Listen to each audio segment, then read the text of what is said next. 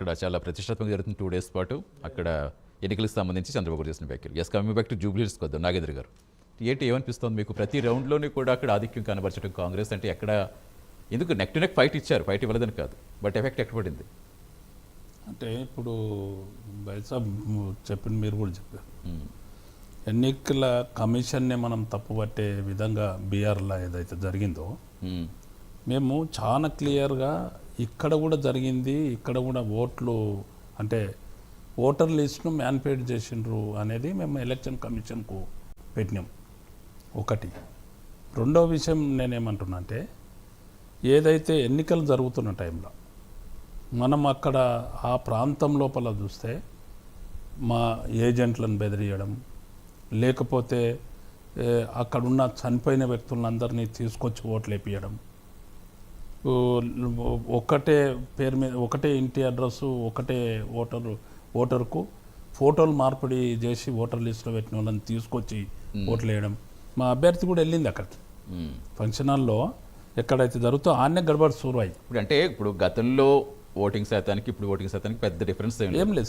జనరల్గా చెప్తాను నేను. ఇప్పుడు సరే, ఇప్పుడు ఎన్నికలు అన్నాక గెలుపు ఓటమి కామన్, ఎవరికి గెలుస్తారు ఎవరికి ఓడిపోతారు, అది పక్కన పెడితే అంటే కాంగ్రెస్ ఏ ప్రయత్నాలు చేస్తుందో అంత ప్రయత్నాలు బీఆర్ఎస్ చేస్తుందని మీకు అనిపిస్తోందా? ఎందుకంటే అక్కడ మొత్తం ప్రతి డివిజన్కి 2 మంత్రుల్ని పెట్టి చాలా ప్రతిష్టాత్మక, చాలా ప్రెస్టీజియస్గా కాంగ్రెస్ మొత్తం ఆల్మోస్ట్ అన్ని రోజుల్ని కూడా యూటిలైజ్ చేసుకుంది. బట్ బీఆర్ఎస్ నుంచి ఒక కేటీఆర్ గారు తప్ప ఇంకెవరు కనిపించారు? అంటే కాంగ్రెస్ పార్టీ ఏంటంటే అధికారంలో ఉన్నది, ముఖ్యమంత్రి గారితో సహా అందరు కూడా మంత్రులు వెళ్ళి అక్కడ శాసనసభ్యులు వెళ్ళి, శాసన మండలి సభ్యులు వెళ్ళి, లేకుంటే కార్పొరేషన్ చైర్మన్స్ వెళ్ళి అందరూ కూడా అధికారాన్ని అక్కడ దుర్వినియోగం చేసినారు అనేది.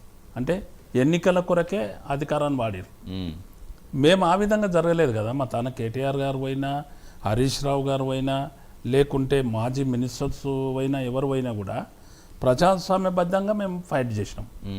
ప్రజలకు చెప్పినాం, మేము ఉన్ననాడు గిది చేసినాం. ఒకటి కాదు, మేము చేయలేము అని చెప్పి, మేము చేస్తాము అని చెప్పి వాగ్దానాలు చేసి వచ్చిండ్రు. వచ్చిన వాళ్ళు ఆ వాగ్దానాలు నెరవేర్చలేరు, నెరవేర్చాల్సిన అవసరం ఉన్నది.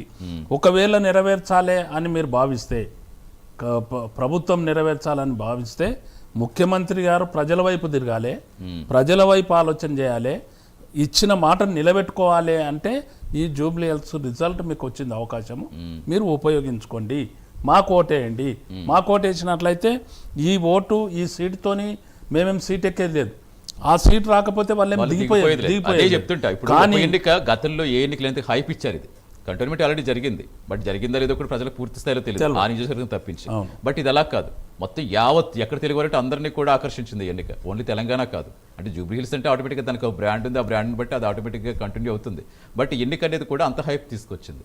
అయితే ఇక్కడ జరిగింది ఏంటంటే, మీరు చెప్తున్నారు ఇప్పుడు ఆయన చెప్తూ బీహార్లో ఎన్నికల సంఘానికి సంబంధించి న్యూమన్ గారు ఏదో చెప్తున్నారు, ఇక్కడేమో మీరు కూడా ఓట్లు కొంటున్నారు. అంటే ఇప్పుడు ఓటమి పాలైతే పూర్తిగా ఒక స్వయం ప్రతిపత్తిమైన సంస్థ మీద లేకపోతే ఎన్నికల ఓట్లు పోయినట్టుగా ఏమన్నా అనుకోవాలి మనం? నేను ఇప్పుడు కొత్తగా అంటున్నాను. మేము పాత ఏదైతే ఎన్నికలు స్టార్ట్ అయినప్పుడు మా నాయకులు ఎన్నికల కమిషన్ కలవడం జరిగింది. నేను కూడా స్వయాన 2-3 times పర్టికులర్ ఇష్యూస్ మీద పోయి మేము కలిసినప్పుడు ఎన్నికల కమిషన్ ఎప్పుడైతే కలవడం జరిగిందే నేను ఇప్పుడు కూడా మళ్ళీ ప్రస్తావిస్తున్నా.